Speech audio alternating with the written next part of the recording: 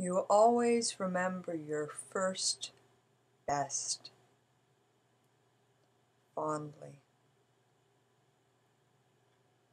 Rob McLennan, prolific Canadian wordsmith, poet, page flirt. I don't know what you'd call him, but he has a way with words. Word on the Street Writers Festival, September 2007. There was this one vendor selling thousands of button pins. She had this one collection of pins with comments that you might find on your grade school report card. Interacts well with others. Enthusiastic participant. Makes strange noises. So I bought one that seemed suitable and stuck it on my lapel. She also had a whole bunch of political commentary pins. One of them said, "I heart unions." Next to it, she'd spoofed her own pin with another one that said, "I heart onions." And next to that, a third one that said simply, "and garlic." So of course, that was the one I bought. I saw him at the Puka Press table and I knew I had to have him. I just had to have him, you know? Sometimes things just line up. Rob stuck with me for a long time, though sometimes he got caught up in other things and fell by the wayside. Then things started to fall apart, and one day all that was left was Rob McLennan eats sand. You just never know sometimes with some people. But I was hooked. I got a hold of Warren at Puka Press and said, "I must have more. What have you got? I must have it, my precious." So we met up at a bar and there was a transaction. I was there for the poetry reading, okay? Bill Bissett, Papa of the Shakalaka Dada, the Dada Data Dada. He has sparked more conversations than any of them I've gone for walks with. I can't count the number of times that strangers have come up to me and asked me, "Do you know Bill?"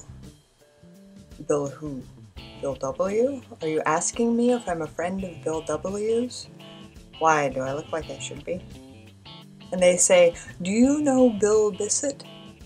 I tell you, I've met his neighbor, a friend or two, people have seen him perform, other writers, and I have to say, if you're feeling lonely and grouchy, the best way to meet new people is to ride public transit with Bill Bissett. He is getting a little rusty around the edges. I think it's from the rain.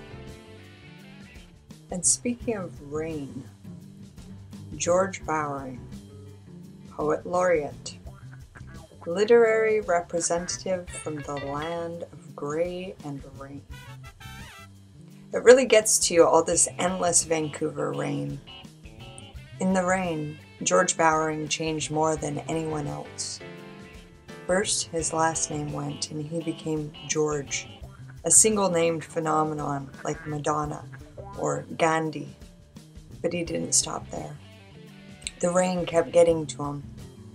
First the G went, then the E, then he was just Orge, then Org, or O.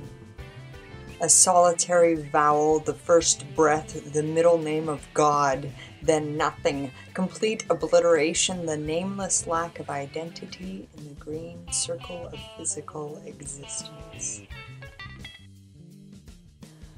Joe Blades, performance art poet. It would be best to read not just his words, but what he does with them.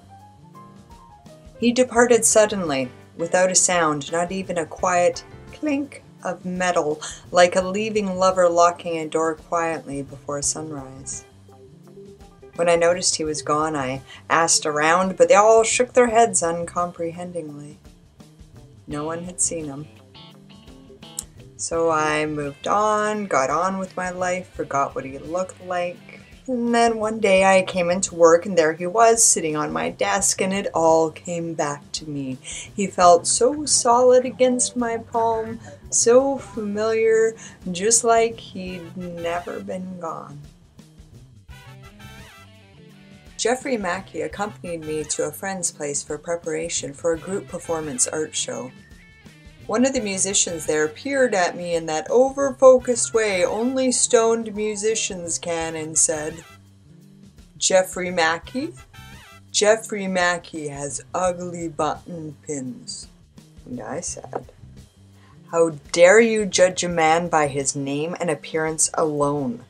What if I told you that Jeffrey Mackey kneels on sidewalks with the babbling homeless? What if I told you that Jeffrey Mackey has rhythms in his hips when he reads poetry?